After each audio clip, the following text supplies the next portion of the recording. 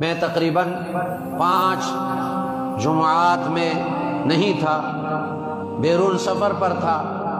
1 ہفتہ سفر کمبوڈیا کا تھا اور 1 مہینہ سفر آسٹریلیا کا تھا۔ آسٹریلیا آپ جانتے ہیں انگریزوں کا ملک ہے اور مشرق کے آخری کنارے پر واقع ہے، لیکن وہاں پاکستان، انڈیا، بنگلہ دیش کے مسلمان کثیر تعداد میں رہتے ہیں، اور اسی طرح لبنان کے مسلمان سب سے زیادہ رہتے ہیں وہاں۔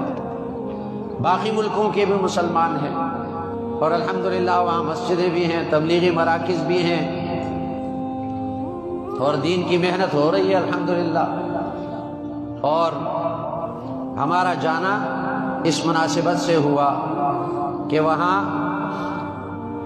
چونکہ مدارس اس طرح نہیں ہے جیسے پاکستان میں، وہاں سے اور دنیا کے تمام ملکوں سے لوگ دین کا علم حاصل کرنے کے لیے پاکستان میں آتے ہیں۔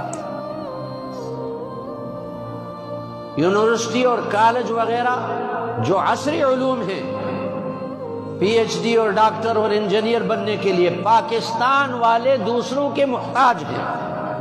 کوئی امریکہ جاتا ہے، کوئی روس جاتا ہے، اور کوئی برطانیہ جاتا ہے دنیاوی علوم حاصل کرنے کے لیے، اس لیے کہ پاکستانی، اس سے معلوم ہوا کہ پاکستانی یونیورسٹیاں اور ادارے ان علوم میں ناقص ہیں، کام نہیں کرتے۔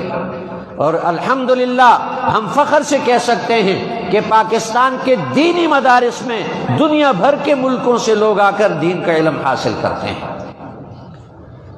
تو میرا جانا اس سلسلے میں ہوا۔ مشکات المصابیح حدیث کی ایک کتاب ہے، اور اس میں 6000 حدیثیں ہیں، اور یہاں ہمارے مدرسوں میں 3 استاذ 10 مہینوں میں وہ پڑھاتے ہیں۔ تو الحمدللہ وہ مشکات المصابیح کا دورہ تھا، اور 17 دنوں میں مشکات المصابیح مکمل پڑھائی الحمدللہ۔ اللہ نے توفیق دی، اللہ کے فضل و کرم سے روزانہ 7 گھنٹے کا درس ہوتا تھا، اور اس طرح کا ختم مشکات، دورہ مشکات، اس کی اللہ نے پہلے بھی توفیق دی۔ ترکی میں 2 دفعہ یہ دورہ ہوا، اور یہ تیسری بار جو ہے اس کا دورہ آسٹریلیا میں ہوا، اور الحمدللہ رات کو ہم واپس پہنچے۔